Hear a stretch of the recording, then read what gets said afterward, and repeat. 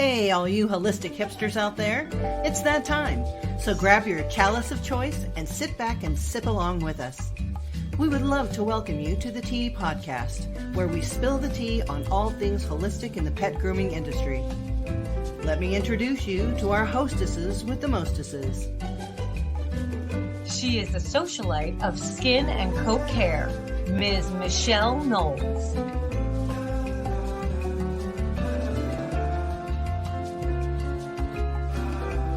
And the queen bee of all things oily, Ms. Melissa Conti-Diener.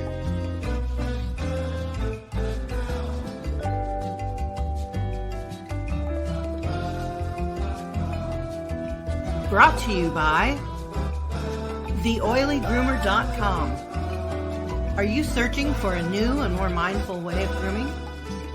Interested in understanding how to grow your grooming business with a more holistic and organic approach?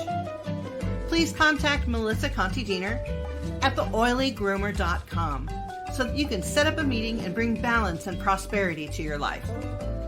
And allthingspaw.com. Intermediate and advanced courses in pet esthetician work, fear recovery, animal handling, and more. Get your learn on with All Things Paw. Also, classes with Melissa, online and self-guided, intuitive energy work, transitional therapy, and compassionate touchpoint therapy, and more. And the Herbal Paw Pet Apothecary, tailored for the individual pet, phone consultations, history gathering, and the home of the Herbal First Aid Kit. Now, let's get this tea party started.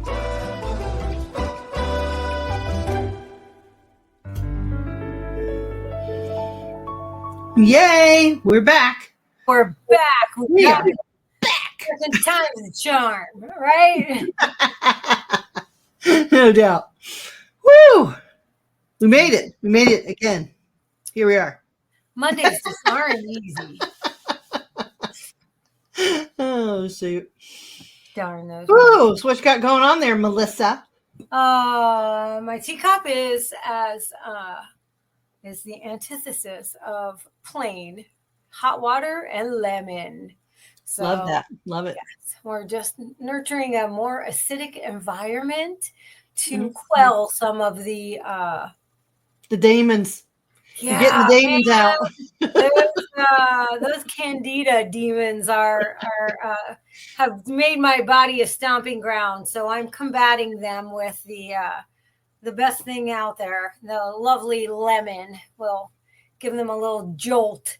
Perfect. Take a little sweetness out of their sugar, that's for sure. You got a lot of sugar in your shorts, Melissa. Yeah, too much. So we're definitely doing hot water and lemon. What you got going on there, Michelle? I'm still on the cucumber tea, the nice. Water and cucumber. Here, let me turn this around. It's supposed to just be the big M. Oh, your big M, yeah. Yeah, that's what I got going on. Easy. I don't know about you, but if I drink cucumber water, it makes me feel fancy, like I'm at a fancy spa.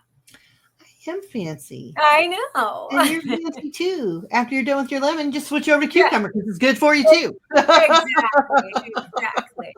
Well, I did buy those little teensy weensy. I love them. They're about this big, and they're called Cukes. And Trader Joe's has them, and they're little tiny cucumbers. Oh, the teenies. Mm-hmm. Yeah, I like the Persian ones too because they're small. Well, they actually taste like a Persian cucumber. Yeah, and they're tender. Yeah. Yeah. So I do have those in there, and I will just usually cut them up with a little Celtic sea salt, which I am using, and a little cracked pepper and a drizzle of olive oil. And boy, are they tasty, refreshing. They are. You can really use any like a vinegar and oil light vinaigrette. Right. Soak them in. They're just lovely like that. I work with the big old English cucumbers that come in the big plastic packaging. Right. So I like the taste of those, and the texture, and the skin is really thin and crunchy. I actually prefer the pickling cucumbers. Do you? Yep. They're just, I don't know. I like the crunch. Mm-hmm. but I usually wind up wasting those. So I get the itty bitties and they serve me a little bit better. Fair. So what is your cucumber for? Is it your cucumber tea for hydration? Is that what you're Yeah, I just wanted something light. like? Yeah. It's not anything in particular, although it's very good for your blood pressure. Right. It's good for your kidneys. It's good for a lot of things. And it has a lot of nutrients in it. Yeah. But yeah, just it's something light and it just switches it up. You know, if you drink tea all the time, sometimes you just want something light. And I don't like just plain water. Right. That's hard for me to drink. If it just has to have a little hint of something in it. Yeah. And then it's a lot easier for me to get my water intake that I need. So I have another question for you. Is a Mhm. cucumber a fruit or a vegetable? It classifies as a fruit. It's like a weird tomato. Yeah. Like I think it's probably a fruit rather than a vegetable. It might be a berry. I I wonder. don't know. Let's find out. I was going to say, Google it. Yeah, we have the knowledge of the universe at our fingertips. Yes, we have the technology. I always think it's an overlooked edible, since we don't know if it's a fruit or a vegetable yet. But I always think it's kind of overlooked. Everybody always thinks it's just for a salad, like it has to be eaten in a salad.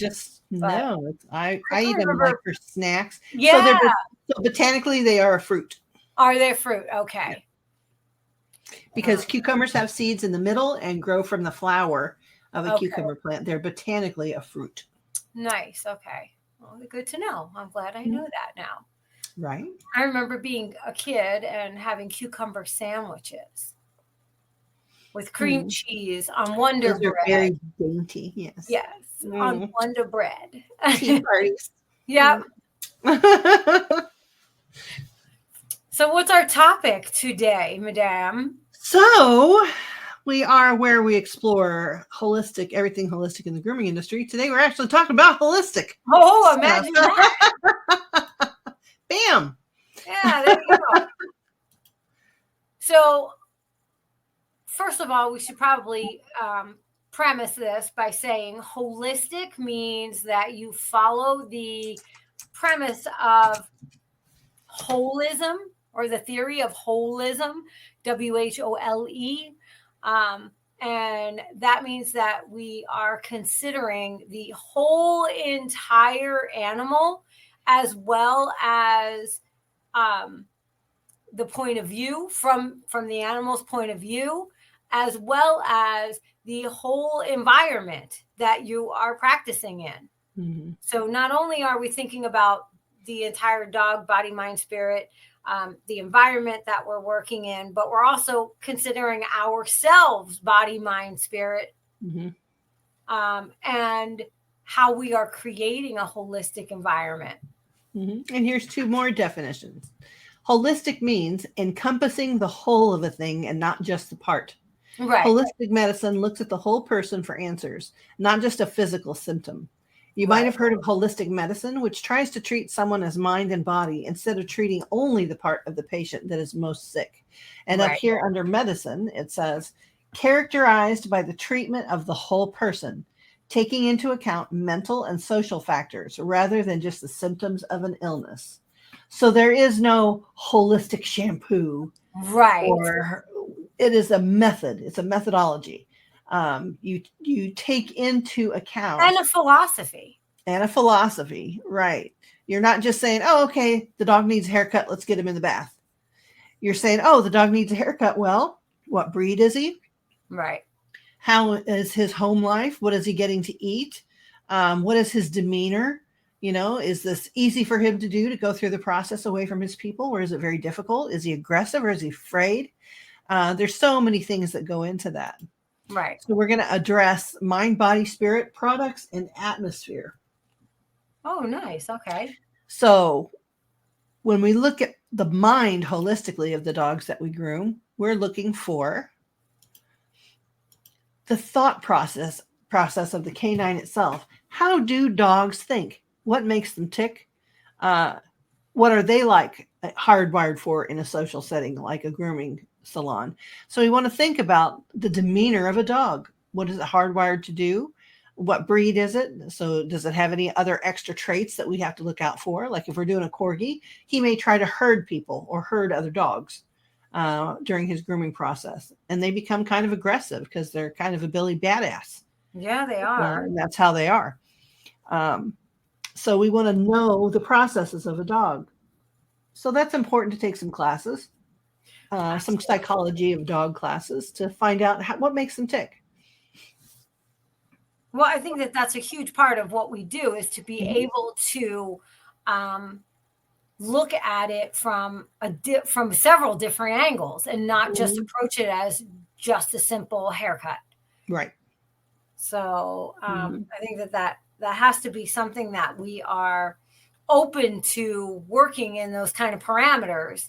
I tell my students all the time, well, we basically want to expand our mind on how we are thinking about um, being mindful of what we're doing, how we're doing it, when we're doing it, and also understanding that that animal on our table, whether you're doing a dog, a cat, a rat, a bird, whatever you're working with, Mhm. um, has a language and it Mhm. will try to communicate with you throughout this process, and that we need to be open to being able to understand Mhm. what they're trying to tell us. When we're hyper focused on the haircut and the aesthetics of it, a lot of times the rest of the stuff goes out the window.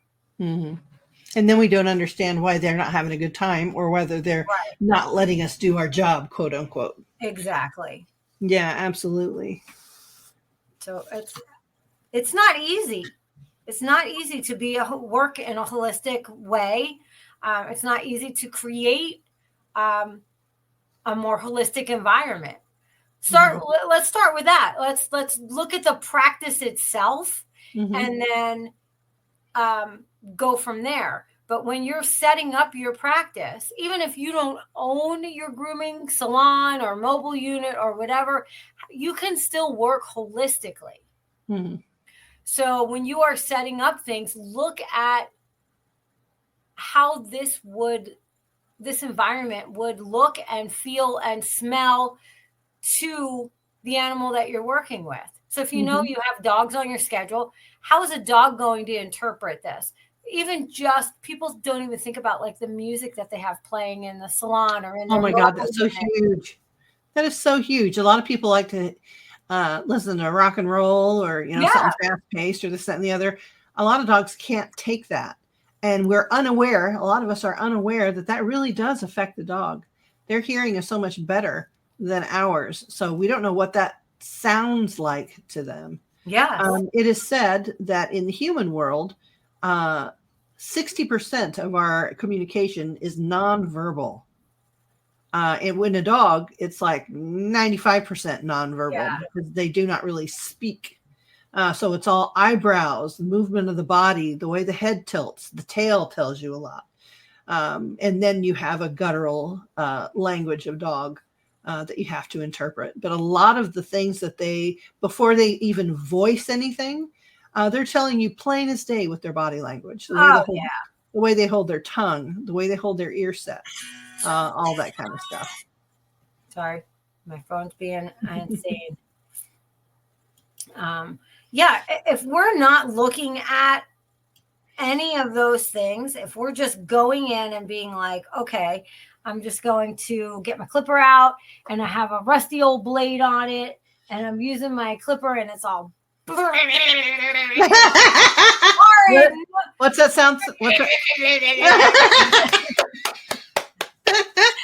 I mean, you know Yes. that you're like you flip that on and you know when your clipper's loud, but you know when you have a cracked blade on there that just needs to be cleaned and oiled and Mhm. it's just so loud.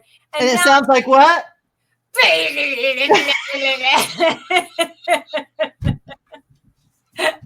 that's an actual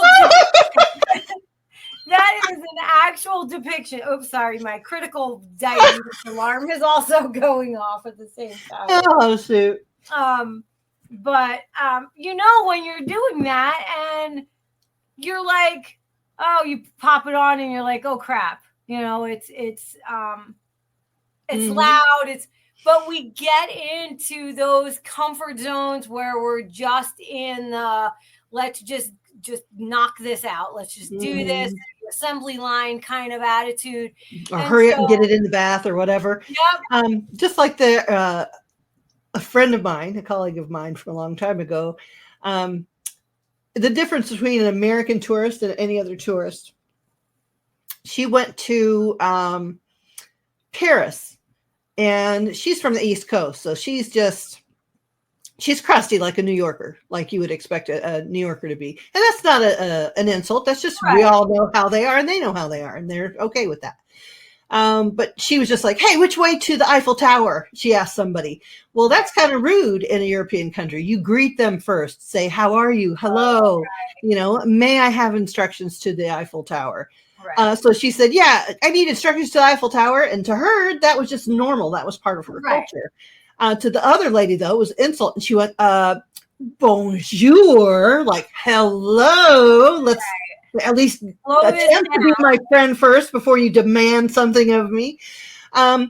We all think that, not we all, some of us think that the groom starts once you get the dog on the table or in the tub. For the dog, it starts when they get in the car to come to the grooming salon. That's when it starts for them. So all the communication that they're building up in the car ride, some of them don't even like to be in the car. Absolutely. So then they end up at the groom salon and they're walking up and they smell all the other dogs. That's when it starts for them. So being aware of that, make your greeting, make the culture of your greeting very friendly. So when the dog walks through the door, that's when you want to pay attention to the dog.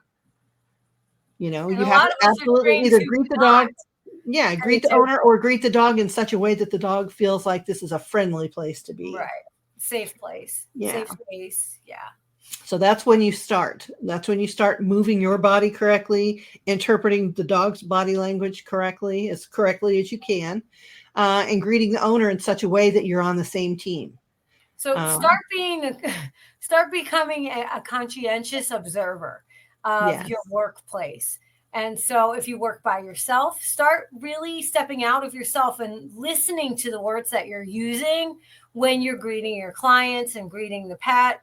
If you work with a multitude of other people, and Mhm. so start stepping back and pay, because most of the time we don't pay attention. We only pay attention to what we have to do. We're not Mhm. listening to anyone else. But go out and then come into that salon environment with a different set of eyes and ears and Mhm. even nose. I know we occasionally will have those little like those little melt away waxy smelly things up Mhm. front, and they had changed them the other day, and I came up front, and I mean, I'm an aromatherapist, so I love smelly stuff. And I was standing up there for a few moments waiting for a client to come in, and I was like, holy cow, that's giving me a headache. Was it really strong? It was so like, it was almost like a black cherry, fruity, but it had like that chemically Like medicinal under. you hit a wall of it. Yeah, it's like, man, and I mean, and I am easily nose blinded, because I smell so many different things. And it's like, it was bugging me. So I asked them if they would please just unplug it for a little while and let the smell dissipate. Mhm. Because, and a couple of the other groomers said the same thing. Yeah, that's so strong. And so if we feel like that, just imagine what it Mhm. is for that pet, or It'd even be like an onslaught. yeah, or even that sensitive customer walking Mhm. in. So we Yeah, always agreed. have to consider, um, the noise volume, Mhm. The um, noise and the smell, the and smell. the demeanor of the people who are greeting the Yeah, dog. You have to imagine if you had or have been around or know of a very young nonverbal autistic child, that's kind of where dogs fall. You know what I right. mean? If you want to think of it that way, if you have to put it in human terms, just because they can't speak to you doesn't mean they're not saying anything. So Exactly. you have to be the one that's responsive and responsible for trying to read their language, at least greeting them, because in their culture, they greet each other like in Paris and not Right. like on the East Coast, where a big FU is the greeting. So, just think of it that way. Yeah, it's important that we just start to break it down into like the segments of the time that you're spending with that animal. I always instruct my students as a massage therapist and as a canine massage therapist, I always will always reach out and touch the dog. I'll greet the owner first, and then I will say the dog's name, whether or not I'm greeting the owner and saying, is this Fluffy? Or, do we have Fluffy here today? Or unless you already know the pet, and then you can go ahead and say, hi, Buster, how are you today? Or whatever. But I always acknowledge them. I was taught by a trainer at one point that was like, never acknowledge a dog. Don't look at it. Don't make eye contact, especially if it's afraid or whatever. But well, there are certain places where you would do that, but in general, no, especially if you're developing a relationship with that dog. Right. Yeah. So I think it's important that we approach it and we don't use baby language. That is, especially you see a dog that comes in that's extremely already hyperactive and its energy level is already up here. And mom and dad are trying to hold on to that flexi lead, and the dog's jumping and going all over the place.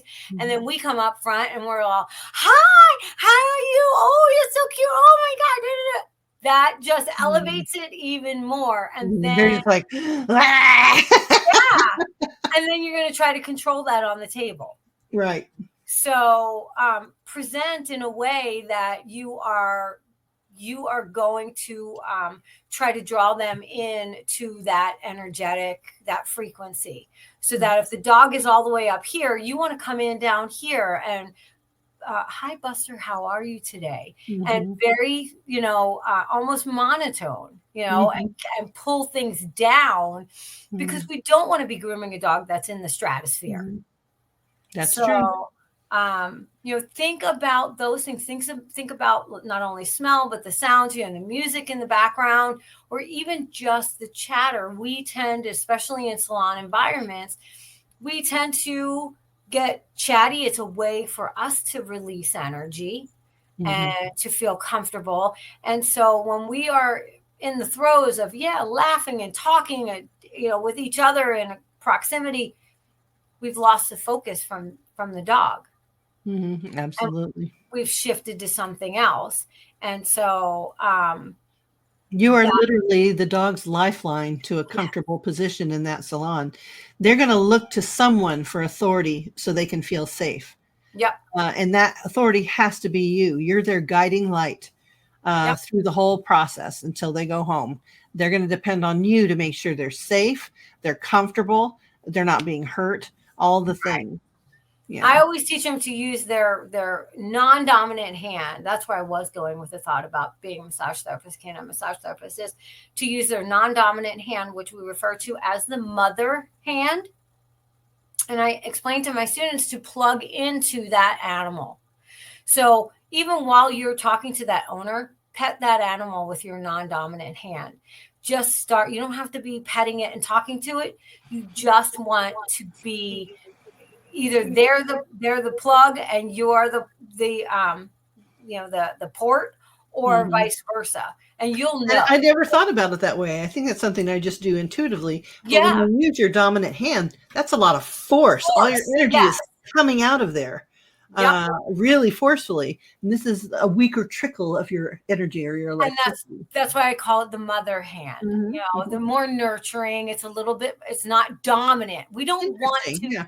We don't want, at least I don't, and I don't teach dominant grooming. I never want to break that animal's spirit. I know I was taught that way, to dominate that animal and be, lord yourself over that animal. I've had much greater success with being less dominant and trying to be more on what is this, trying to decipher what this animal's trying to tell me. And there are times that you do have to be a little more dominant, and you do have to say, I've never cut anybody's toes off with the toenails, so we're going to get this done. Right. But overall, I'm not going in as boom, this heavy energy. Leaders are there to lead and nurture. not to punish. Punish, right. There's a huge difference. Discipline is to teach, not to punish. Right. So if the aim is to make the dog afraid of you, sure, go ahead and yell at it and throw stuff around and make sharp noises and don't pay attention to what it's trying to tell you. That would be a horrible way. If I went to a hairdresser that made me feel that way, I would get up off the chair and walk out the door. Imagine getting your hair cut and you decide to get the underneath of your long locks buzzed up so that when you pull your hair up, you could see that cool little shaved spot, and they turn on the clipper and it's making a noise that sounds like a 56 DeSoto. And wow. yeah, you're like, what the hell? So, I mean, as a human, you would be second guessing that. You'd be like, what are you trying to do to me? And we know what that tool does. We know. So here's an animal that has no clue what that is going to do. And so when your tools are not even cared for properly, and then we try to use them, you're trying to scissor with scissors that are not well taken care of or well sharpened. They're going to bend the hair. They're not going to give you the haircut, which in turn is going to create frustration for you, which in turn creates frustration for the dog because they don't understand what we're frustrated with. And that really travels all the way back to the bathtub as well. Yes. A lot of people like a high pressure hose to get down to the skin. Yes. You don't need high pressure. You need water volume, not pressure. I did a seminar in someone else's shop, and you know who you are. I'm not going to call you out. She had a pressurized hose, a thing that she put over her faucet. One moment. Okay, we had to pause for just a moment, but we are back. Better than ever. Better than ever. There you go. All right, let's move on. So we were talking about in the bathtub with very high pressure water. You don't need all that. Right. Yeah. We were talking about the lady that I did a thing in her salon. The water was so pressurized. I'm like, how can this even be spa?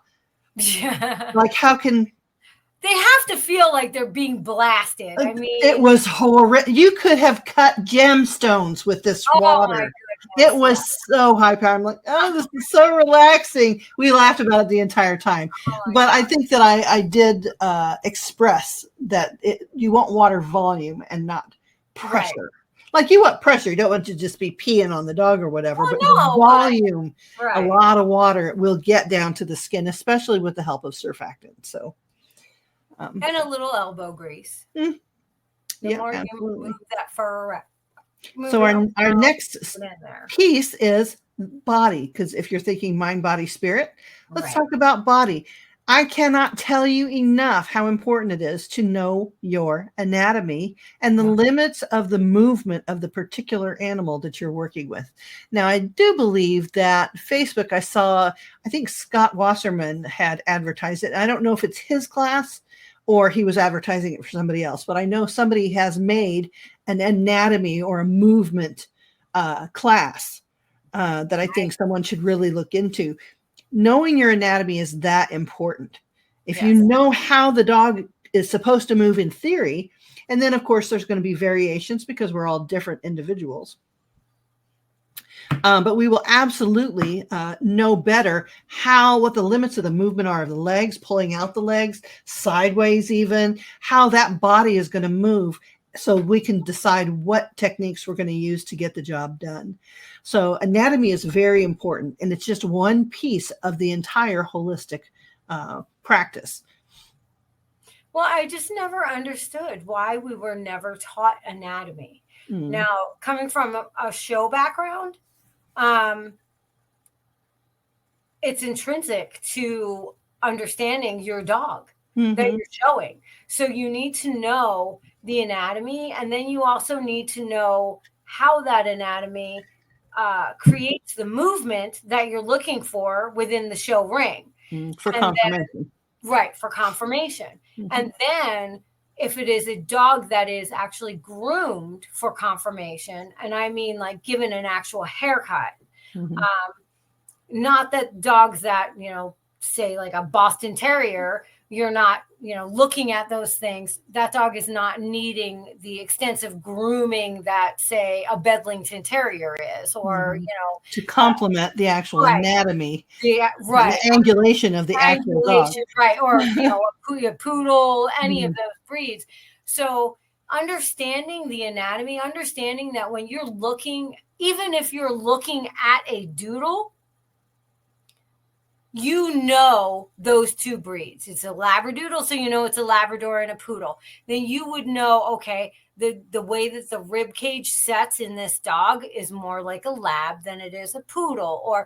But if you don't understand anatomy at all, or if you've not ever had any training in anatomy, it's important because our hands are all over that animal's body.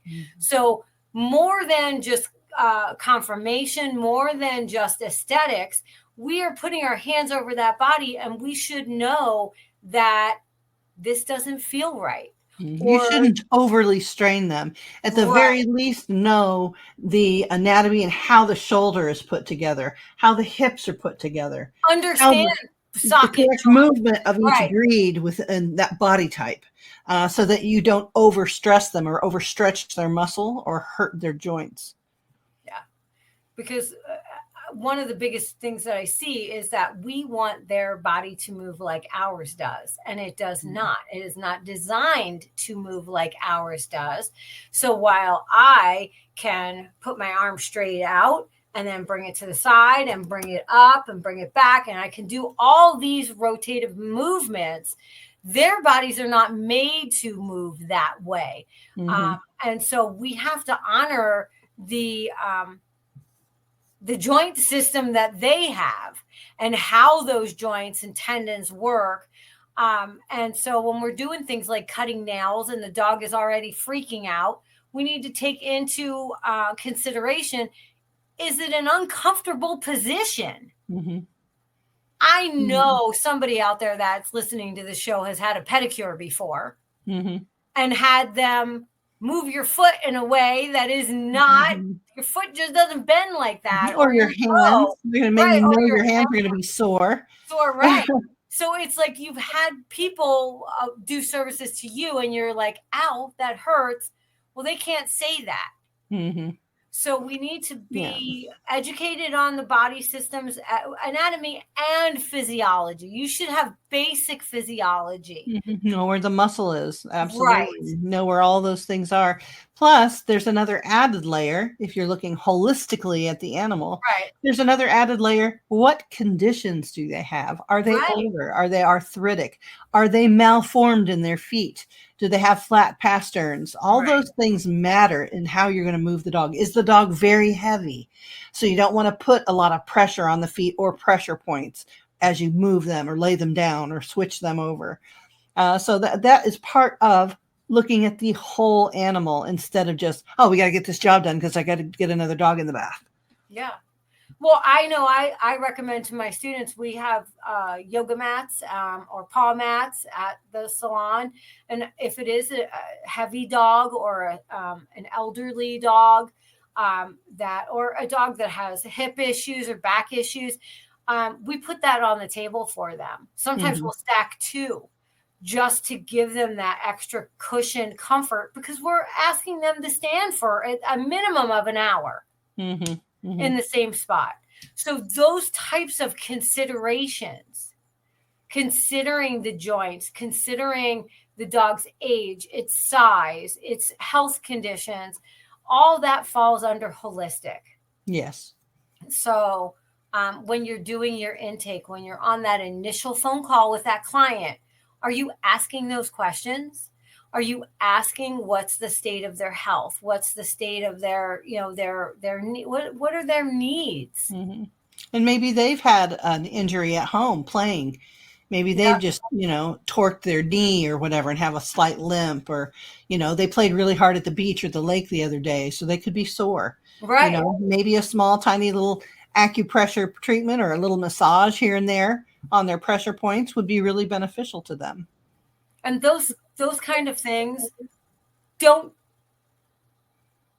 take away from your haircut. Don't take away from the aesthetics. You can be a holistic groomer and still do beautiful work, um, if the session allows for that. That is a huge part of the way that I teach my grooming students, is that see what the session allows for. If you're working on a senior dog and the owner comes in with a picture of a young dog, and it's like, I want my dog to look like this. My dog's 16 and he was 2 years old in this picture. Right. You know, well, he at 2, he probably could stand for that hand scissored haircut. Today's not that day anymore. Right. It's not that day anymore. And Right. so we also have to be the advocate for that pet. We need to be able to speak up. And while we know our anatomy, we know our physiology, we are doing proper intake for that body. They can't advocate for themselves. So we need to advocate for them. We have to be able to say, I'm sorry, but today we couldn't get Fluffy's legs completely straight, or we couldn't get those feet beautifully clean like we used to. Unfortunately, you know, your dog is at a stage in its life where it's now a senior, and we're not able to manipulate its body and bone, you know, move its bones around like that, you know, to how we move and push those, splay those toes apart all the time. Right. That could be extremely painful. Yes, absolutely. Dogs are sensitive on their feet anyway. Yep.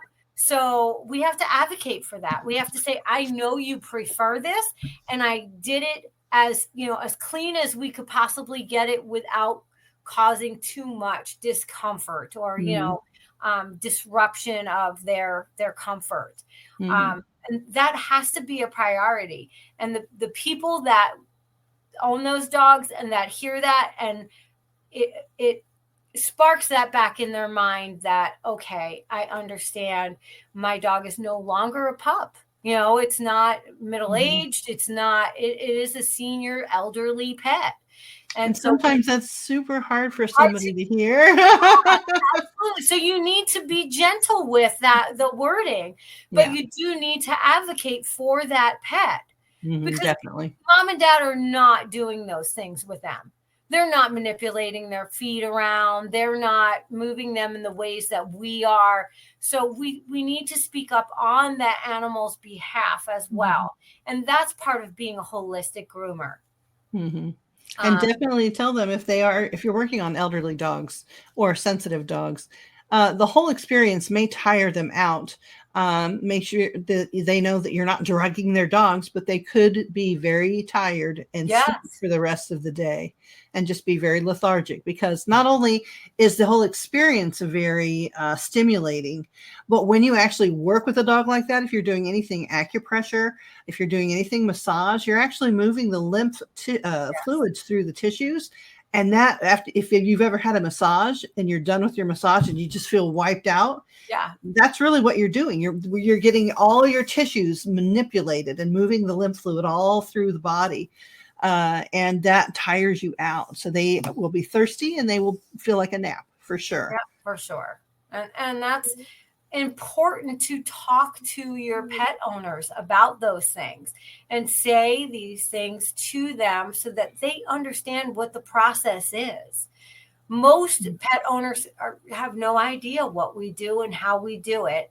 Exactly. And they don't need to know everything, but they do need to know, listen, you know, your pet has to stand for a long amount of time. Or we had a customer the other day that had a golden that was old, very elderly, could not really stand, had some cancerous lesions removed, large areas, and they keep the dog shaved because it continuously grows these lesions that they have to go back in and take off, yada, yada.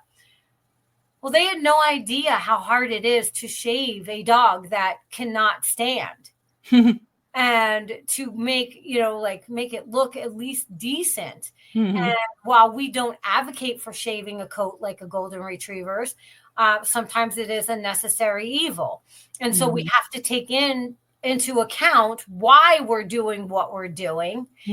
And I went up front to talk to the owner, and she said, I never thought, I said, listen, Bunny was the dog's name. And I said, listen, Bunny is, has advanced stage cancer. We know that. The owner told us that. Mm-hmm. And I said, and I know you guys are doing everything you can to keep her comfortable. And I said, but understand that her haircuts are going to get progressively less aesthetically pleasing. Mm-hmm. And so she started to laugh, and she said, you mean they're not going to look good? And I said, yeah, exactly. I said, they may not look as crisp as they used to. Right. And that's what I said. I said, but I just want you to rest assured that Bunny is being taken care of in every possible way. So while we may not be able to get every hair off of that arm or shoulder or back of the neck or, whatever, we're focusing on the important things like having someone hold her up so we can get to those sanitary areas. Make sure those things are cleaned up. Like whatever it is. And she was so appreciative of that. And it made sense to her. Whereas if we just said, whoops, sorry, she's old and we could only do what we could do. Which brings us into the next topic, actually, which is spirit. Right. Bringing joy to the dog. What do they like? What brings out the happy during the grooming experience? Building confidence and mutual respect. Dogs deserve respect, their body respect, not just moved around and pushed around and made to do whatever you need them to do to get your cash. They are a sentient being that is fully aware, has feelings and thoughts. We don't know what they are, but we know they have thoughts, some more than others. Exist, right. They do exist, and you can form a beautiful, mutually respectful relationship with them for the duration of their life through grooming. And that makes it better for you, and it makes it better for the dog. I know I don't want to cultivate relationships over the lifetime of a dog, which could be anywhere from 6 to 20 years, that we hate each other. Right. And that I just dread that dog coming in. I don't want that. I want to love every single one that I take care of. So what does bring joy to that dog? Does he need to get down and catch a ball just a couple of times between, phases of the grooming?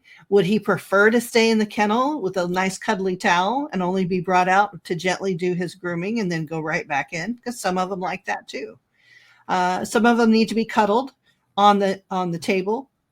Some of them need a little bit of discipline, as in teaching, not punishment, right. About, hey, you need to sit still so I can do this and I don't, carve your eyeball out. Yeah, exactly. So, I mean, it's all a matter of paying attention, I think. It's constructively looking around you, logically deciding what is best in that moment for that animal that's in front of you.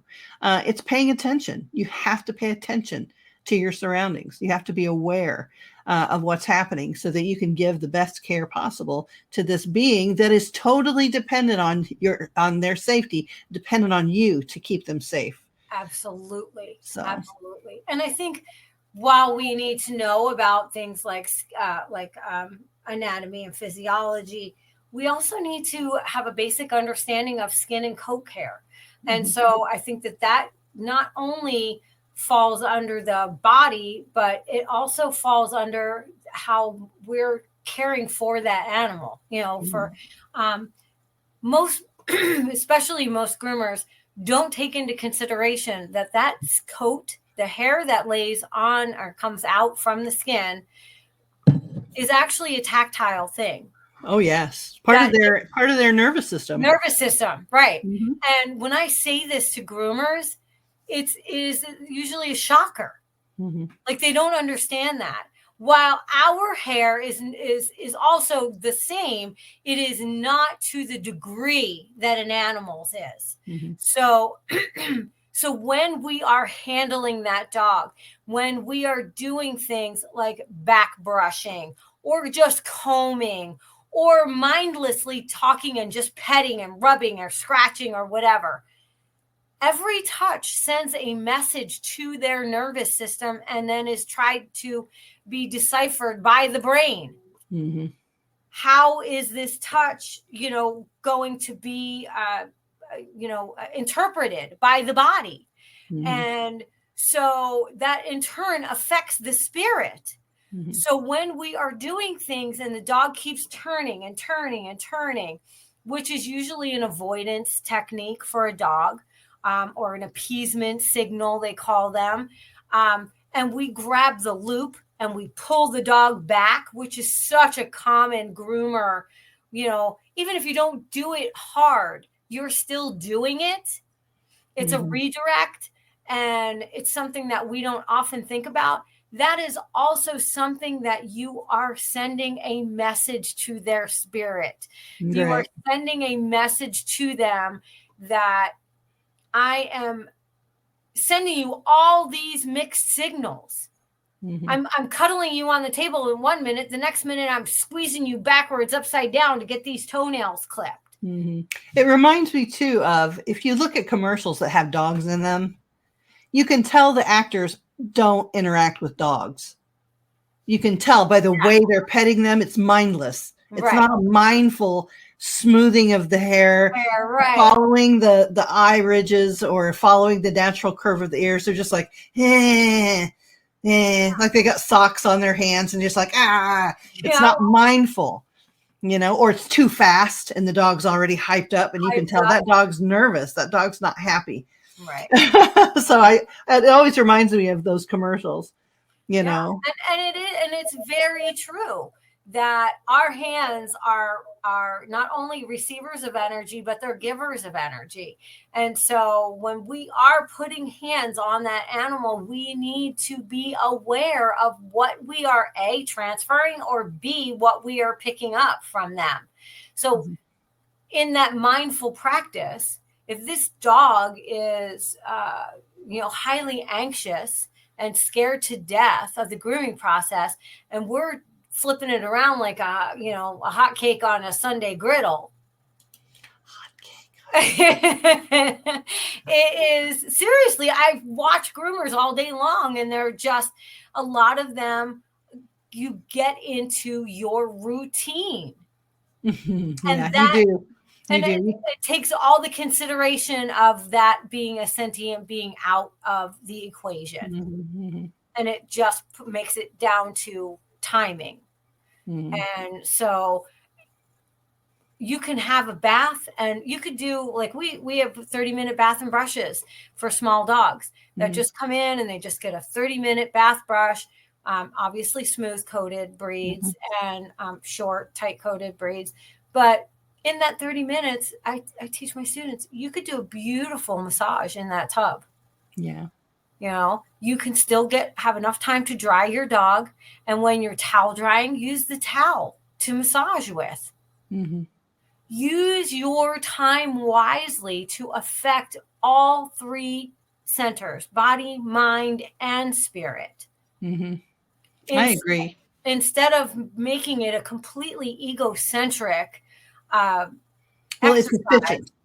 It's efficient. That's what I call an efficient groomer. One who is not mindful, very skilled, very talented in their craft, but not mindful. They're just efficient. And sometimes that just doesn't make that connection that animal is needing from you. I always say, this is not about me. This is about you. Well, I'm strange and I have conversations with the animals. So, and I've been laughed out of more than one Facebook group for such conversations. Fair. But I ask permission. I talk to them. I don't have to talk to them audibly, energetically. I'm telling them, listen, I'm going to come down here and lift up your tail and check and see if anything is stuck back there, or do anal glands, or, whatever it is. It needs to be done. But I am emitting that in a compassionate manner. I'm changing up my energy from being efficient and making it about me, making it about what I have to do in this moment, to I'm doing this for you. And I've said this before in multiple different classes that I teach, that I feel as a holistic groomer, it is our job, and it is also should be our mission to be able to approach that animal with compassion and with an understanding that not everything that I have to do has to get done. Right.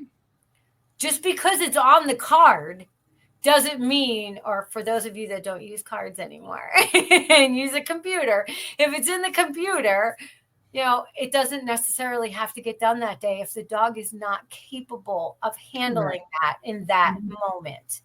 Mm-hmm. There's so always you have to understand, and I always relate to the client, this is something that's going to go on for the lifetime of the pet. Right. It isn't just a one-off, done-off. Yes. There's a relationship that needs to be cultivated there. Just like if you find your favorite nail tech or your favorite beautician or your favorite chiropractor or doctor, or anything that you use for your health, it's like that. You want a relationship with those people who know you that intimately. You don't want to just go to a different doctor every single time. You don't want to go to a different nail tech every single time when you know they're not even going to put any rhinestones on you. And who wants that? Exactly. Not me. I need at least one rhinestone. Don't try to get away with painting on some glitter nail polish and thinking that's shiny enough, because I'm here to tell you it's not. That's right. So yeah, absolutely. And lastly, right before we go, we just have a few more minutes. I want to talk about products, not individual products, just products in general. Choices. Yes. Having a product that is hypoallergenic is not holistic. It has nothing to do with it. It's a completely separate term. Choosing your products holistically would be absolutely mindful of the environment, the sensitivity of the dog nose, the harshness of the surfactant, and all those things do play into a holistic mindset. But there is no holistic shampoo or holistic conditioner. Those are misnomers. They just don't match. They don't match. That's the wrong context in which to use the word holistic. Holistic means the whole experience, the whole animal, the whole deal, and not just one thing or another. Products should be as non-lethal as possible. They should be either fragrance-free or very soft to the dog's nose, so they're not overpowering. And I realize that there are some owners who want their animals to smell like some kind of a smelly Sally. I would recommend you put those things on a bandana, a collar, something, a harness, or maybe even just the handle of the leash sometimes, because that's what the owner is smelling. Instead of subjecting that dog to just an onslaught of odor and scent for a long period of time until it wears off. If you clean very deeply, you're going to have to condition and mineralize very deeply as well. More deeply you clean, the deeper you go into the skin, the more you're going to spend on oils, minerals, and conditioners to replenish what you took away. Right. And you have to realize 99.999% of the dogs that you do in a salon environment, you're only cleaning just the top microscopic layer of the dirt off. You're not trying to clean out the follicle. The follicle pushes oil out of the follicle. And as long as there's no comedo there or some kind of obstruction, it's going to continue to be a self-cleaning mechanism. So there's no reason to get in there all deep and clean out the follicle all the way to the brainstem. Like, you don't need to do that. You don't need it. You don't need it. It's about gently keeping homeostasis, keeping everything in balance, gently over a period of time. Nothing invasive, quick. We want to get that out of our head when we're talking about a holistic shampooing and conditioning experience. Yeah, I think it's important to be informed of the products that you're choosing and knowing what the contents of those products is and what putting them together, what that does to the skin and coat and to yourself as well as a groomer, because we wear it. We not only get it on our hands, we get it everywhere. So it's important to try to use the gentlest possible set of ingredients. I always advocate for transparency and product ingredients, and I don't like to use products that do not disclose what their proprietary blend is. Mhm. I think that that's not fair, because that proprietary blend could be something that could, which we found in later years now, that can be detrimental to the animals and to the groomers. Yeah, I want to do a shout out to Kirstine Reynolds. She has a Facebook group called Shampoos in the Grooming Yeah. Industry. She has made it her mission to make a list of all of the manufacturers who list their actual ingredient deck either on the bottle, on the website, or on request. Right. And a list of people who do not. Now, who am I to tell you what shampoo to buy? I really am no one. You need to make that decision as a professional. And However, sometimes you need more than one shampoo absolutely, depending on what dogs you're grooming. However, I am going to say that we cannot force manufacturers to put the ingredients on their bottles if we don't say anything. Right. So we vote with our dollars. Find a shampoo and a conditioner and products that are transparent about what's inside the bottle, and spend your money there, because at least you know what you're getting. If the ingredients or the surfactants are proprietary, the fragrance, which is one of the most allergenic things that are in bottles nowadays, the allergens are fragrance based, and they won't tell you what it even is. I personally, in my opinion, I would just not buy something that didn't have a full ingredient disclosure on it in some form. I think that's important, because our skin is exposed to it 8 or 10 times more than the dog on a daily basis. And they won't only come in once a month, once every 6 weeks or whatever. We're in it however many dogs we do a day. That's how many times we're exposed to that shampoo. I have known colleagues to use the same ear cleaner for 14 years and then become so deathly allergic to it that they can't even groom anymore. So, I mean, you become desensitized over a period of time, or they build up the allergens in your body build up to a point where your immune system can't take it anymore. And then you have a flare up. At the very least, find out what's in the bottles that you're using and putting against your skin as well as the dog's skin. It's just important to be mindful in all things. That's what holistic is. Yes. It's being mindful in all aspects of your practice. Because if I had a groomer ask me one time, why do you say you have a practice? Because that's what we're doing every day. So it's important but it is a practice. So continue to practice mindfulness. I agree. Follow the holistic principles. I'll take a sip to that. Oh, me too. Cheers to that. We love talking to you. Thank you for coming and visiting us, and we'll see you next time. And may your next sip be just as delicious and prosperous as your last. Absolutely. We'll see you soon. Bye, everybody.